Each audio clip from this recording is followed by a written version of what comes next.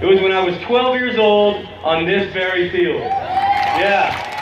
When I was 12 years old, boys, when I was 12 years old, I got to sleep in those barracks. My best friend and my hero, my dad was my coach. I got to play on this field and pitch on that rubber. I got to go swimming in that dirty pool, eat burnt hot dogs off that barbecue. And guys, listen up. Some of you may play in the big league someday, but people are going to ask you, what was the greatest memory of your life? And it's right here. It's tonight. It's playing baseball for a chance to compete against California tomorrow to go to Williamsport, Pennsylvania. So, yeah. So I want to share with you guys a quick story. I grew up down the street here in Ontario, California, and I got drafted by the Kansas City Royals out of high school. And guys, I was never the best player on my team. When I was in Little League, a guy named Jeff Blum was the best player in our team. When I was in the high school, Mike Hernandez was the best player on my team. When I was coming up in the minor leagues and in the big leagues, there were guys like Carlos Beltran and Johnny Damon and Jermaine Dye, and up in the booth, Raul Ibanez, that were much better baseball players than me. But I kept believing. I said, someday I'm going to achieve greatness. Someday I'm going to achieve greatness, and I'll never forget it.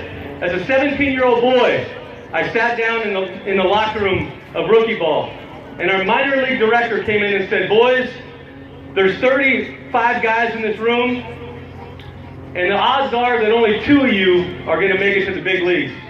Only 2 of you. And I looked around that room, and there were guys that were first-round picks, guys that got $1 million to sign.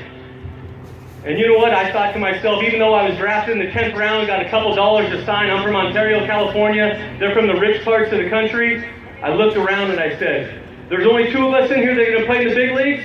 Who's the other one going to be? Who's the other one going to be? And fellas, my whole way up, I was never the best player on my team, but I kept that mindset. Who's the other one going to be? So to you guys, I want to share this message. When you guys started off Little League this year, there were 2.5 million boys and girls that said, I want to play Little League baseball and have a chance to play in Pennsylvania. Today, there's only about 250 of you left.